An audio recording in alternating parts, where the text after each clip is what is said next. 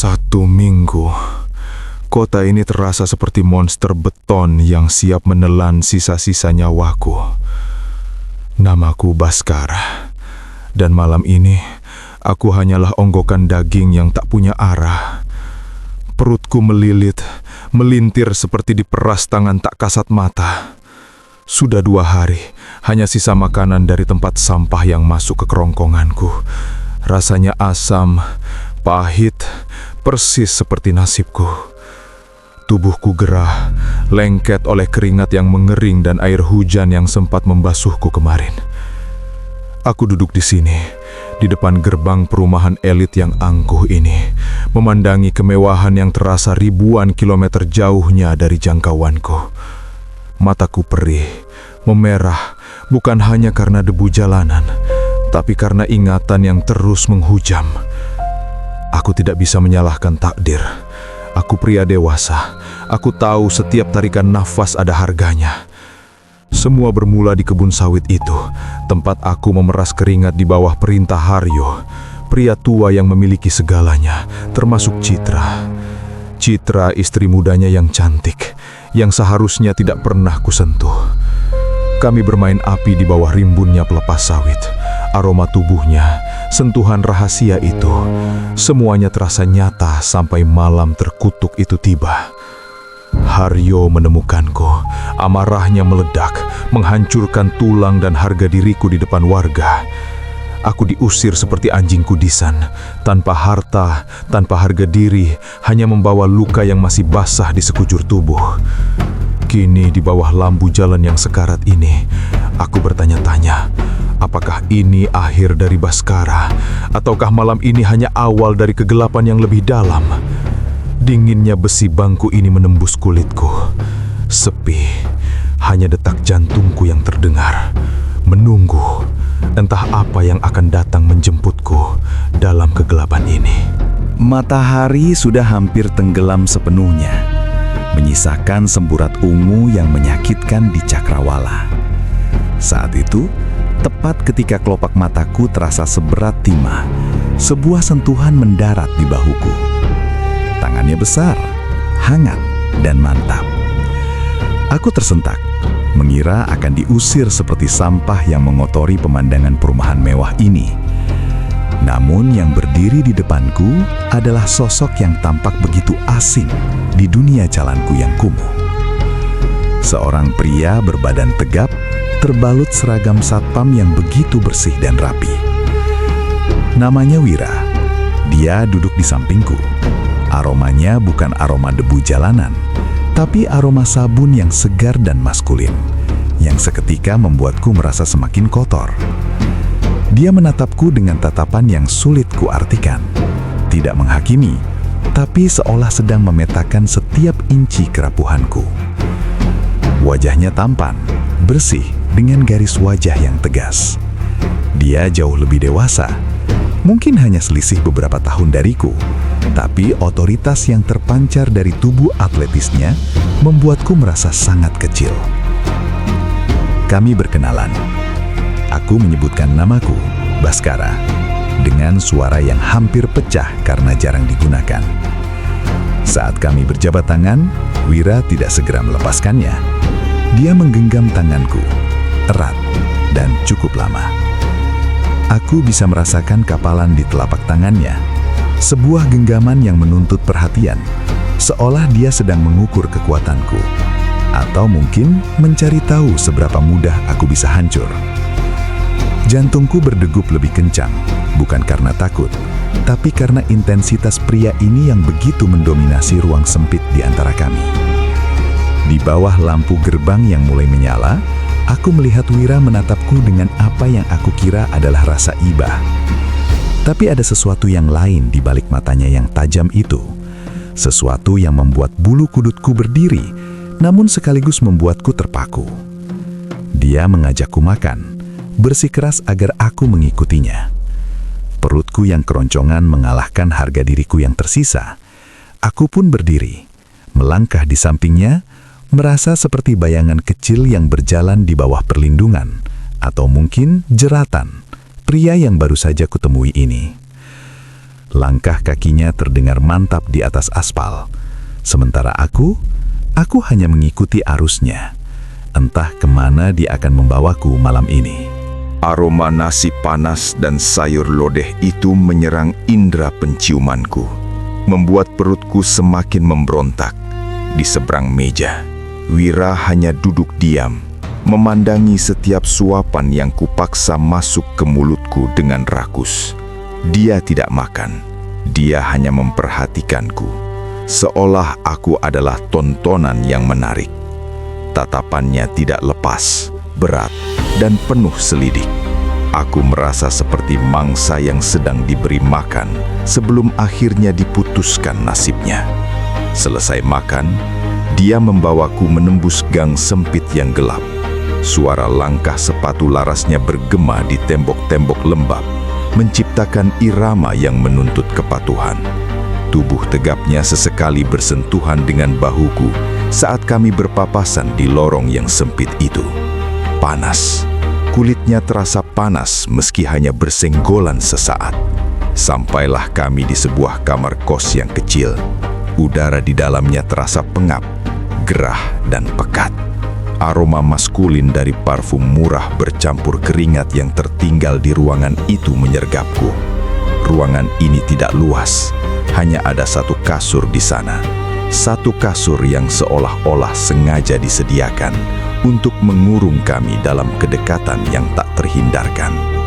Wira menutup pintu di belakangku. Bunyi kunci yang diputar terasa seperti palu yang diketukkan pada nasibku. Dia melepas seragamnya perlahan, memperlihatkan kaos dalam ketat yang membungkus otot dada dan lengan yang kokoh. Aku terpaku di sudut ruangan, merasa asing, namun tak punya pilihan. Keinginanku untuk mandi dan berganti pakaian terasa mendesak, tapi kehadiran Wira yang memenuhi setiap sudut ruang ini membuatku sesak. Dia menatapku lagi.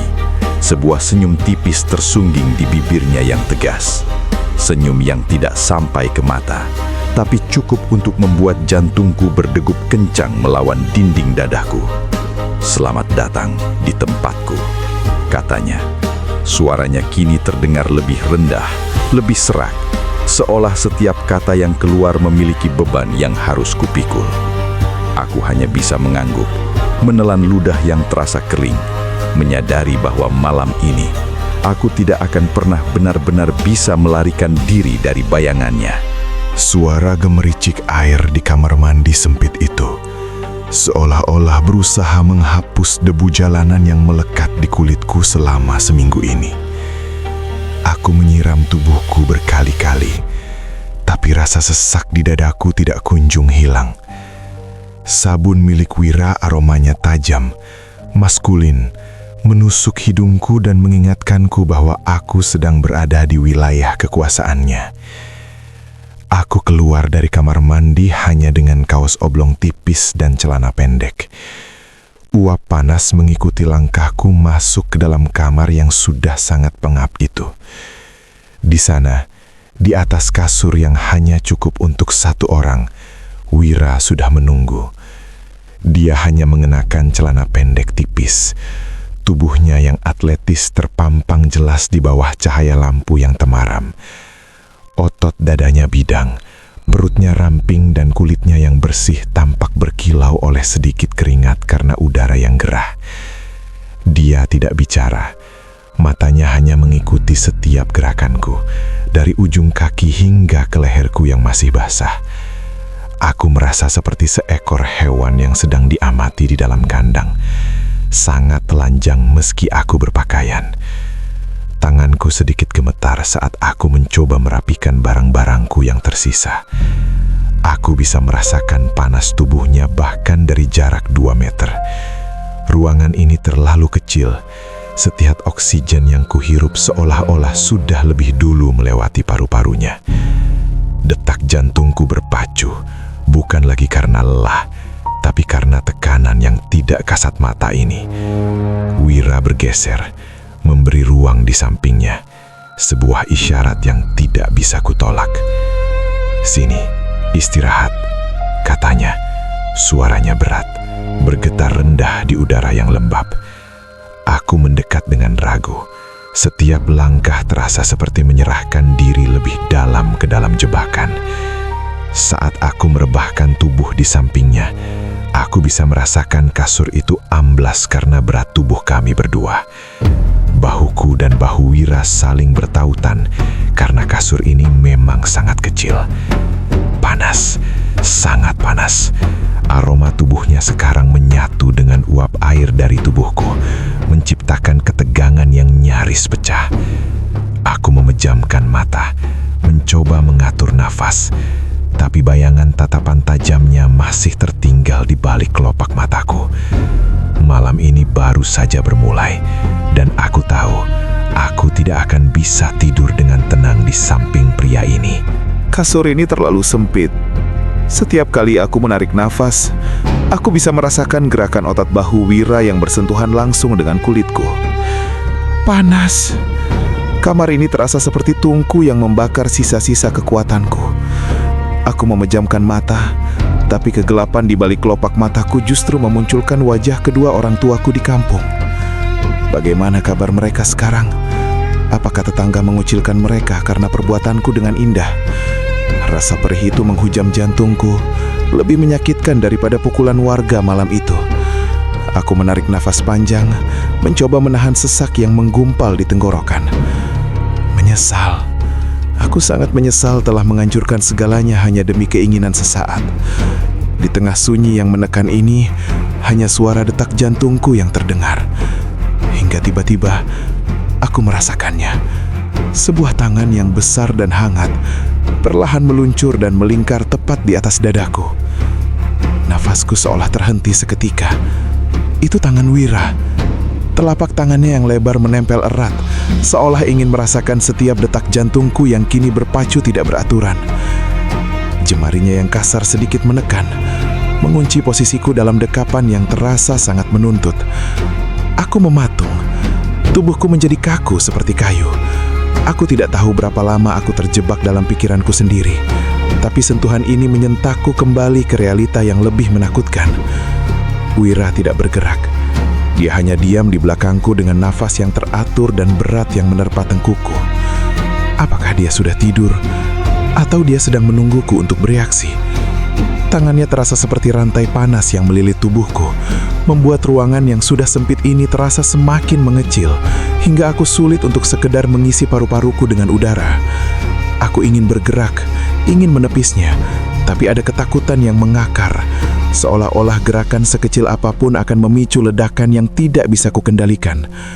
Di bawah remang lampu kos yang mulai meredup, aku hanya bisa terpaku, merasakan setiap inci tekanan tangan itu yang semakin lama terasa semakin posesif, mengklaim diriku dalam kegelapan malam yang mencekam ini. Hening, sunyi yang begitu pekat hingga aku bisa mendengar aliran darahku sendiri yang berdesir di telinga. Tangan Wira masih di sana, mengunci dadaku dengan beban yang terasa seperti beton. Aku harus melepaskannya. Perlahan, jemariku yang gemetar meraih pergelangan tangannya yang kokoh. Kulitnya panas, jauh lebih panas dari udara kamar yang membakar ini. Aku mengangkat lengannya sesabar mungkin, meletakkannya kembali di atas kasur yang lembab oleh keringat kami. Aku menghembuskan nafas panjang, mencoba mencari sisa ketenangan dalam kegelapan. Aku memejamkan mata lagi, berharap rasa sesak ini ikut menghilang. Tapi hanya dalam hitungan detik, aku merasakannya lagi. Kali ini bukan di dada. Tangan itu mendarat dengan mantap di atas pahaku yang sedikit terbuka. Sentuhannya tidak lagi ragu. Ia menuntut, ia mengusap perlahan, menciptakan getaran yang membuat bulu kuduku berdiri bukan karena dingin, tapi karena ancaman yang nyata. Aku tersentak, membuka mata lebar-lebar. Di sana, dalam keremangan yang hanya disinari sedikit cahaya dari celah pintu, aku melihatnya. Wira tidak tidur, dia sedang menatapku. Sebuah senyum tipis tersungging di wajah tampannya yang kini tampak begitu asing dan berbahaya. Aku mencoba menepis tangannya, tapi dia justru mempererat cengkramannya. Tenaganya luar biasa, seolah-olah dia memang sudah menanti saat aku mulai melawan. "Jangan mas," bisikku. Suaraku parau, hampir hilang ditelan ketakutan yang mulai menjalar. Aku melihat perubahan di matanya. Kehangatan dan kesopanan yang tadi kulihat di gerbang perumahan itu menguap sepenuhnya, berganti dengan kilat dominasi yang dingin dan kasar. Ruangan ini tiba-tiba terasa semakin menyempit. Oksigen seolah tersedot habis oleh keberadaannya yang kini menindih separuh ruang pribadiku. Malam ini, kebaikan itu baru saja menunjukkan taringnya yang paling tajam, dan aku terjebak di dalamnya tanpa jalan keluar. Udara di kamar kos itu seolah berhenti mengalir. Hanya ada uap panas yang keluar dari sela-sela bibir kami yang berjarak sangat dekat.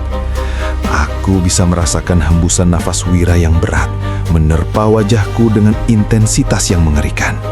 Suaranya yang tadi terdengar begitu ramah dan sopan saat kami berkenalan di gerbang perumahan itu, kini menghilang sepenuhnya, berganti menjadi geraman rendah yang membuat jantungku mencelos. "Kenapa? Kamu nggak suka?" Kata-kata itu keluar begitu kasar, tajam, merobek kesunyian malam yang mencekam. Aku mencoba untuk duduk, ingin menjauh dari jangkauannya yang mulai terasa menyesakkan, tapi Wira jauh lebih cepat. Dengan satu gerakan yang sangat terukur dan penuh kekuatan, tangannya yang berotot menahan bahuku kembali ke kasur.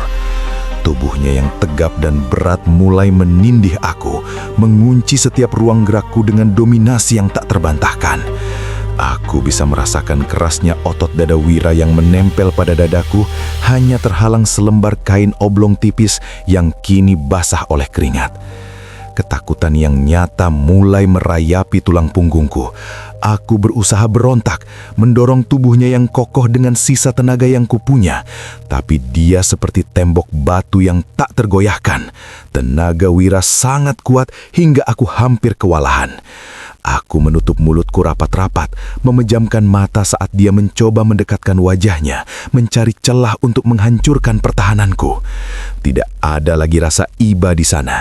Yang ada hanyalah tuntutan murni seorang pria yang tahu bahwa dia memegang kendali penuh atas nasibku malam ini. Setiap tarikan nafasku terasa semakin pendek, tercekik oleh kehadirannya yang begitu mengintimidasi di ruangan yang sempit ini. Aku merasa kaget bukan kepalang, terjebak di antara rasa syukur atas tumpangan ini dan kenyataan pahit bahwa kebaikannya memiliki harga yang sangat gelap. Ketegangan di antara kami nyaris pecah, seperti tali busur yang ditarik hingga batas maksimal, menunggu waktu untuk melesat dan menghancurkan sisa harga diriku yang tersisa. Cahaya lampu 5 watt di sudut ruangan itu bergetar, seolah-olah ikut ketakutan menyaksikan apa yang terjadi di atas kasur tipis yang lembab itu. Baskara bisa merasakan setiap inci berat tubuh Wira yang menindihnya, seperti gunung batu yang siap meremukan tulang rusuk dan harga dirinya. Napas Wira terasa sangat dekat, panas, dan bergetar dengan hasrat yang kasar di depan wajahnya. Baskara memejamkan mata rapat-rapat. Tangannya mencoba mencari celah di antara himpitan dada bidang pria itu yang terasa seperti tembok beton. Tenaga Wira luar biasa. Otot-otot lengannya mengunci setiap inci pergerakan Baskara hingga ia nyaris kehabisan oksigen. "Mas, jangan!" Bisikan itu hanya dibalas dengan cengkeraman yang semakin kuat. Baskara merasakan bibir Wira mencoba mencari celah untuk menghancurkan pertahanannya, sebuah invasi yang membuatnya mual dan ketakutan sekaligus. Jantung Baskara berdegup liar, memukul-mukul dinding dadanya dengan ritme yang menyakitkan, seolah ingin melompat keluar dari sana. "Cukup!" Dalam satu hentakan yang lahir dari keputusasaan murni, Baskara mengumpulkan seluruh sisa tenaga di bahu dan lengannya yang gemetar. Ia mendorong tubuh Wira dengan satu redakan tenaga yang tak terduga. Wira terdorong, tubuh tegapnya sedikit goyah di atas kasur yang berderit nyaring, memberi celah kecil bagi Baskara untuk menghirup udara pengap yang tiba-tiba terasa sangat mahal. Wajah Wira berubah seketika. Topeng keramahannya kini benar-benar hancur, berganti menjadi amarah yang meledak. "Dasar kamu ya, nggak tahu terima kasih." Suaranya meninggi, kasar, penuh dengan hinaan yang menusuk. "Sudah dikasih makan, dikasih tumpangan, kamu malah melawan begini." Baskara berdiri dengan kaki yang masih lemas. Ia mundur hingga punggungnya menabrak pintu kayu yang masih terkunci. "Maaf mas, tapi aku bukan homo, aku masih normal." Kalimat itu keluar dengan terbata-bata, penuh amarah yang bercampur dengan rasa jijik yang tak tertahankan. Wira masih mencoba meraihnya. Tangannya yang besar menjangkau ke depan dalam kegelapan. Tapi Baskara lebih cepat. Ia memutar kunci dengan panik, menarik gagang pintu sekuat tenaga, dan berlari keluar menembus dinginnya malam. Ia membiarkan tasnya tertinggal di dalam kamar terkutuk itu. Ia membiarkan sisa rasa lelahnya terkubur di sana. Yang ada hanyalah keinginan untuk lari sejauh mungkin ke dalam kegelapan malam yang asing, meninggalkan Wira yang masih berdiri di ambang pintu dengan amarah yang membara. Baskara terus berlari, mengabaikan perih di hatinya, menyadari bahwa di kota besar ini, kebaikan seringkali hanyalah jaring yang disiapkan untuk mangsa yang malang. Langkah kakiku menghentam aspal yang dingin. Tak peduli lagi pada rasa lelah yang sudah mencapai batasnya. Aku terus berlari, menjauh dari lorong sempit itu, menjauh dari aroma maskulin Wira yang seolah masih menempel di kulitku. Napasku memburuh, pendek-pendek dan menyakitkan, seperti ada pisau yang mengiris paru-paruku setiap kali aku menghirup udara malam yang lembab ini. Aku berhenti di sebuah gang buntu, menyandarkan tubuhku yang gemetar pada tembok bata yang dingin dan berlumut. Dinginnya tembok itu kontras dengan panas yang masih menjalar di punggung dan bahuku, bekas tekanan tangan Wira yang begitu dominan tadi. Aku memejamkan mata, mencoba menghapus bayangan seringai di wajah tampannya saat dia menindihku. Ternyata, kebaikan yang ditawarkannya hanyalah umpan, sebuah jaring yang ditenun dengan rapi untuk menjerat pria malang sepertiku. Tas itu, semua pakaian dan sisa barang yang kupunya tertinggal di sana. Aku meninggalkannya begitu saja. Aku lebih memilih kehilangan segalanya daripada kehilangan sisa harga diri yang masih kupeluk erat. Kini, aku benar-benar tidak punya apa-apa lagi. Kota besar ini kembali menunjukkan taringnya yang paling tajam. Ia tidak hanya ingin membuatku lapar, ia ingin mengulitiku hingga ke titik paling rendah. Aku menatap tanganku yang masih bergetar hebat. Sisa adrenalin dari perlawanan tadi masih terasa di setiap aliran darahku. Perutku yang tadi sempat terisi, kini terasa mual, melilit oleh rasa kesal dan sesal yang menyatu. Kenapa aku begitu bodoh? Kenapa aku begitu mudah percaya? Di kejauhan, lampu-lampu kota berkedip angkuh, seolah menertawakan nasib Baskara yang kembali terlunta-lunta di kegelapan. Aku menarik napas panjang. Uap putih keluar dari mulutku, menyatu dengan kabut tipis yang menyelimuti gang ini. Malam ini belum berakhir, dan aku tidak tahu apakah aku masih punya kekuatan untuk melihat matahari esok pagi, ataukah kegelapan ini akan benar-benar menelanku bulat-bulat, sendirian, tanpa arah, di antara dinding-dinding beton yang bisu. Lantai semen ini terasa begitu dingin, menusuk hingga ke tulang rusukku yang masih terasa nyeri. Aku meringkuk di sudut teras ruko yang gelap ini, mencoba menyatu dengan bayangan pintu besi yang membisu. Napasku masih terasa berat. Sisa pelarian gila dari kamar kos Wira tadi masih menyisakan rasa logam di pangkal tenggorokanku. Aku menutup mata, tapi yang kulihat hanyalah otot dada Wira yang bidang dan cengkramannya yang tak kenal ampun. Tiba-tiba, detak jantungku berhenti berdetak sesaat. Suara itu, klik, klik, klik. Langkah sepatu laras yang berat menghantam aspal di kejauhan. Suara yang sangat kukenali. Suara yang tadi membawaku dengan penuh otoritas menuju jebakan yang nyaris menghancurkanku. Apakah itu dia? Apakah Wira sedang mencariku dalam kegelapan ini? Aku menahan napas hingga dadaku terasa sesak, seolah-olah sedikit saja udara yang keluar akan mengundang sosok predator itu mendekat. Aku tidak punya apa-apa lagi. Tasku, pakaianku, semua tertinggal di sana, di bawah kekuasaan pria berseragam itu. Di bawah keremangan lampu jalan yang sekarat, aku melihat sebuah bayangan tinggi melintas. Siluet tegap yang begitu dominan berdiri diam di ujung gang, menunggu, mengawasi. Aku Aku merasa seperti mangsa yang sedang diintai di tengah hutan beton yang kejam ini. Aroma parfum maskulin yang tajam itu seolah masih menghantui indera penciumanku, bercampur dengan bau aspal basah dan keringat dingin yang membanjiri tubuhku. Kenapa dia tidak membiarkanku pergi? Kenapa kebaikannya harus berubah menjadi obsesi yang begitu mencekam? Setiap kali angin malam berhembus, aku merasa itu adalah bisikan suaranya yang kini terdengar kasar dan penuh tuntutan. Aku merapatkan pelukanku pada lutut yang gemetar, berharap malam ini segera berakhir sebelum bayangan itu benar-benar menemukanku. Di kota asing ini, aku belajar satu hal yang sangat pahit, bahwa tempat paling gelap bukanlah di gang buntu yang sepi, melainkan di balik senyuman seorang pria yang memegang kunci perlindunganmu. Aku terus berdoa dalam diam. Jangan sampai dia menemukanku. Jangan sampai tangan itu menyentuhku lagi dalam kegelapan yang intim namun mematikan ini.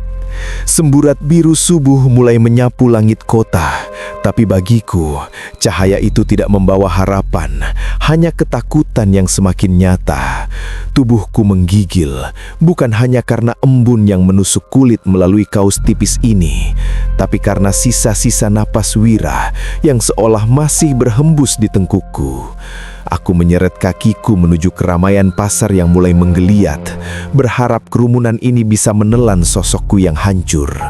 Aroma kopi tubruk dan arang terbakar memenuhi udara yang lembab. Suara pisau jagal yang menghantam telenan kayu terdengar, seperti dentuman jantungku yang tak beraturan. Di sana, di antara uap panas dari panci-panci besar, seorang pria tua menatapku. Wajahnya teduh, keriputnya menyiratkan kebaikan yang tulus. Dia menyodorkan segelas kopi panas, asapnya mengepul, menari-nari di depan mataku. Tangannya yang kasar dan pecah-pecah itu mendekat, dan seketika dadaku sesak. Aku melihat tangan Wira. Aku melihat bagaimana keramahan itu bisa berubah menjadi jeratan yang mematikan. Aku mundur selangkah, napasku tercekat di pangkal tenggorokan. Keringat dingin mulai membasahi punggungku, menyatu dengan sisa uap air dari pelarian tadi malam. Pria itu bicara, suaranya lembut, tapi bagiku itu terdengar seperti geraman yang menuntut. Aku tidak bisa percaya lagi pada siapapun yang menawarkan bantuan. Setiap kebaikan terasa seperti mata pancing yang siap merobek mulutku. Bayangan Wira yang berdiri di ambang pintu kosnya masih menghantuiku. Apakah dia ada di antara kerumunan ini? Apakah dia sedang memperhatikanku dari balik bayangan ruko-ruko tua itu? Mataku liar menyisir setiap sudut, mencari sosok tegap berseragam yang mungkin sedang mengintai. Aku ingin berteriak, tapi suaraku hilang, tertelan oleh hiruk-pikuk pasar yang dingin dan asing. Aku membalikkan badan, meninggalkan kopi yang masih mengepul itu, kembali berlari ke dalam ketidakpastian. Karena bagiku, kebaikan adalah ancaman, dan setiap sentuhan adalah awal dari kehancuran yang lebih dalam. Aku harus pergi, menjauh, sebelum tangan-tangan itu kembali mengunciku dalam kegelapan. Duniaku berputar, hitam, putih, lalu abu-abu. Lantai bumi terasa bergoyang, seolah menolak keberadaanku yang sudah tak berdaya ini. Aku tersungkur di atas bangku taman yang dingin. Kayu-kayunya yang lapuk menusuk punggungku, tapi aku tak peduli. Rasa lapar ini bukan lagi melilit, tapi sudah mencabik-cabik isi perutku hingga aku tak sanggup lagi mengangkat kepala. Kesadaranku perlahan menguap, seperti embun yang dipaksa hilang oleh terik matahari yang mulai naik. Matahari itu, panasnya menyengat kelopak mataku, merah, silau, hingga tiba-tiba kegelapan menyergap. Bukan kegelapan karena aku pingsan, tapi kegelapan yang dingin, yang jatuh tepat di atas wajahku. Sesuatu yang besar, sesuatu yang kokoh sedang menghalangi cahaya itu. Aku mengerang, mencoba membuka mataku yang terasa lengket. Dan di sana, di atas sana, berdiri sebuah gunung. Sesosok pria dengan bahu yang begitu lebar menutupi seluruh cakrawalaku.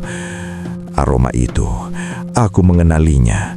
Aroma sabun maskulin yang bercampur dengan bau kulit yang terbakar matahari. Jantungku yang tadi melambat, tiba-tiba memukul dinding dadaku dengan keras.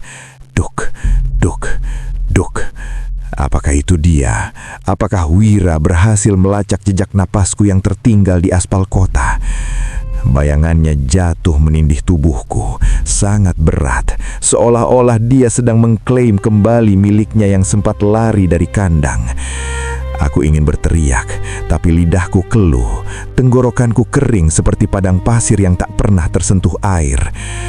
Dia diam, tak bergerak sedikit pun, hanya menatapku dari ketinggian otoritasnya yang mutlak. Dalam keremangan bayangannya, aku bisa melihat kilat di matanya, tajam, dingin, dan penuh kemenangan. Aku terperangkap, kembali menjadi mangsa yang tak berdaya di bawah kaki sang penjaga. Kehangatan matahari tadi terasa jauh lebih baik daripada dinginnya bayangan pria ini. Setiap hembusan napasnya yang jatuh ke arahku terasa seperti vonis. Aku tidak bisa lari lagi. Kakiku sudah mati rasa, jiwaku sudah hancur. Dan kini, kegelapan itu membungkuk, mendekat, hingga aku bisa merasakan panas tubuhnya kembali menyapu kulitku. Malam terkutuk itu sepertinya akan berlanjut di bawah terang matahari yang tertutup bayangannya. Mau lari sampai kapan, Bas? Suara itu berbisik tepat di telingaku. Dingin, tenang, namun memiliki berat yang seolah-olah sanggup meremukkan tulang leherku. Aku merasakan jemarinya yang besar dan kasar mulai merayap di daguku, memaksa kepalaku untuk tetap tegak, menghadap dunia yang kini terasa begitu sempit di bawah bayangannya. Wira tidak lagi berteriak. Amarahnya yang meledak di kamar kos tadi seolah menguap, digantikan oleh kelembutan yang jauh lebih mengerikan. Lihat dirimu, lapar, kotor, sendirian di kota yang tidak mengenal namamu. Dia benar, kata-katanya menghujam tepat di ulu hatiku yang perih karena lapar dan lelah. Aku bisa merasakan aroma sabunnya yang tajam menyerbu indera penciumanku, bercampur dengan bau aspal dan ketakutan yang menguar dari tubuhku sendiri. Tasmu, bajumu, semua yang kamu punya masih tertinggal di kamarku. Dia mengingatkanku pada sisa harga diriku yang kutinggalkan saat aku melarikan diri semalam. Wira mengusap pipiku dengan ibu jarinya. Sebuah sentuhan yang seharusnya menenangkan, tapi bagiku terasa seperti mata pisau yang siap mengiris kulit. Siapa yang akan menolongmu, Bas? Orang tua di kampung yang sudah mengutukmu? Atau polisi yang akan menangkapmu karena kau pengangguran yang mencurigakan? Setiap pertanyaannya adalah jeratan, sebuah tali yang perlahan melilit leherku hingga aku sulit bernafas. Aku ingin membuang mukanya, ingin meludahi wajah tampannya yang penuh tipu daya itu, tapi tubuhku tidak lagi memiliki kekuatan. Aku merasa kerdil, sangat kecil di bawah kekuasaannya yang begitu absolut. Jantungku berdenyut lemah, ketukan-ketukannya terasa berat, seolah ikut menyerah pada narasi yang dia bangun. Kembali denganku. Aku akan memberimu makan, tempat tidur yang layak, perlindungan yang tidak akan kau temukan di tempat lain. Dia menawarkan surga, tapi aku tahu di balik pintu kamarnya yang sempit itu hanya ada neraka yang menantiku. Namun, dalam kondisi selemah ini, suara itu terdengar seperti satu-satunya pegangan yang tersisa. Ketegangan fisik di antara kami kini berubah menjadi tekanan mental yang luar biasa. Wira memajukan wajahnya, menatap langsung ke dalam mataku yang mulai berkaca-kaca. Dia tidak meminta, dia sedang mengklaim kembali miliknya.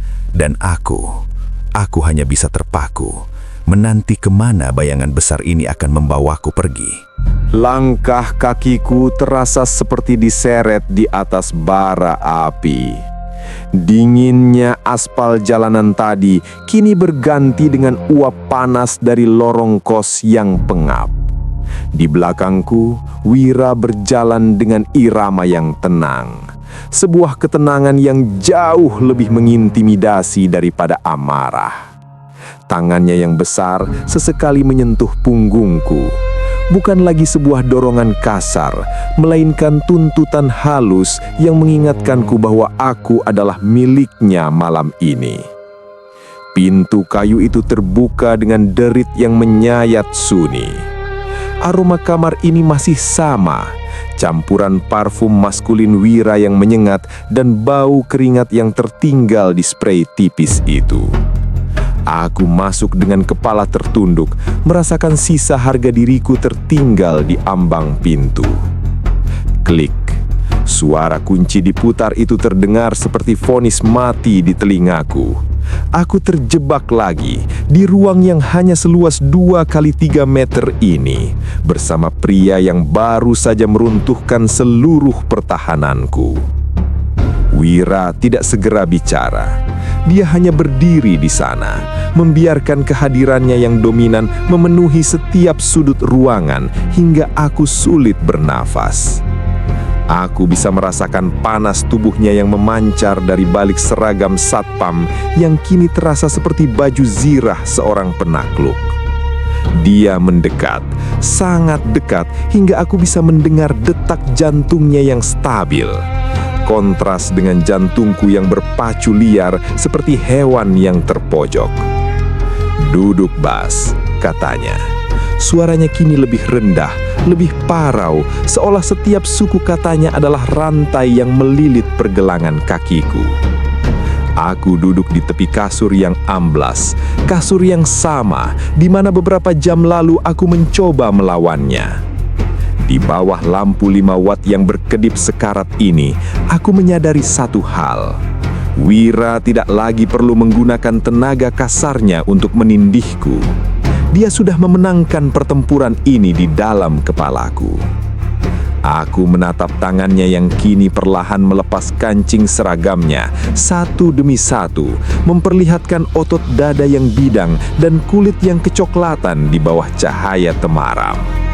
Ketegangan ini bukan lagi tentang pelarian, tapi tentang penyerahan diri yang dipaksakan oleh keadaan. Suhu ruangan ini mulai meningkat, keringat dingin mulai menetes dari pelipisku, menyatu dengan aroma maskulin yang kini mengepungku dari segala arah. Malam ini, aku bukan lagi Baskara si pemanen sawit yang tangguh. Aku hanyalah bayangan yang terperangkap dalam genggaman sang penjaga, menunggu apa yang akan dia lakukan pada sisa nyawaku yang sudah tak berarti ini. Malam ini terasa abadi. Di ruangan yang tidak begitu luas ini, udara seolah membeku meski suhu terasa membakar. Aku bisa mendengar detak jantungku sendiri, jeduk-jeduk, beradu dengan suara detak jarum jam yang seolah menghitung sisa harga diriku. Wira berdiri tepat di depanku. Cahaya lampu kuning menyiram bahunya yang lebar, menciptakan bayangan yang menelan tubuhku sepenuhnya. Dia tidak menyentuhku dengan kasar lagi, tapi tatapannya lebih tajam dari sembilu, menguliti setiap lapis pertahanan yang coba kupasang. Dia melangkah mendekat, satu langkah yang membuat oksigen di sekitarku lenyap. Aku bisa mencium aroma tubuhnya, bau keringat yang jantan, sabun murah, dan aroma otoritas yang menyesakkan. Tangannya yang besar perlahan terangkat. Aku memejamkan mata, menunggu amukan atau cengkraman. Tapi yang datang adalah sentuhan jemarinya yang kasar di tengkukku. Dia mengusap pelan, sangat pelan, seolah sedang menilai seberapa hancur jiwaku di bawah telapak tangannya. Panas, kulitnya terasa seperti bara yang menyentuh salju yang mencair. Aku gemetar, bukan karena dingin, tapi karena tekanan yang tak kasat mata ini. "Kenapa diam, Bas?" Bisikannya seperti desau angin di tengah badai, parau dan menuntut. Aku tidak menjawab. Lidahku sudah mati rasa, terkubur di bawah rasa malu dan keputusasaan yang mendalam. Aku merasakan dadanya yang bidang bersentuhan dengan bahuku. Keras, kokoh, tak tergoyahkan. Dia adalah dinding yang mengurungku, dan aku adalah tawanan yang mulai lupa caranya memberontak. Di luar sana, kota mungkin masih terjaga, tapi di sini, waktu seolah berhenti. Hanya ada nafas kami yang bersahutan, berat dan memburu. Wira semakin merunduk. Wajahnya kini sejajar dengan telingaku. Aku bisa merasakan panas nafasnya yang menerpa kulit leherku, membuat bulu kudukku berdiri. Tangannya berpindah ke pundakku, meremasnya pelan, sebuah klaim kepemilikan yang mutlak. Inilah titik nadirku. Disinilah harga diriku benar-benar lumat di bawah telapak tangan sang penjaga. Aku tidak lagi merasa takut. Yang ada hanyalah kehampaan yang sangat dalam. Seolah-olah jiwaku sudah pergi, meninggalkan raga yang kini pasrah di bawah otoritasnya. Malam terus merambat, semakin pekat dan intim, penuh dengan sensorik yang menyiksa. Dan dalam keremangan ini, aku menyadari satu hal pahit. Aku tidak akan pernah benar-benar keluar dari ruangan ini dalam keadaan yang sama lagi. Semuanya telah pecah, tepat di bawah tatapannya yang tak pernah lepas.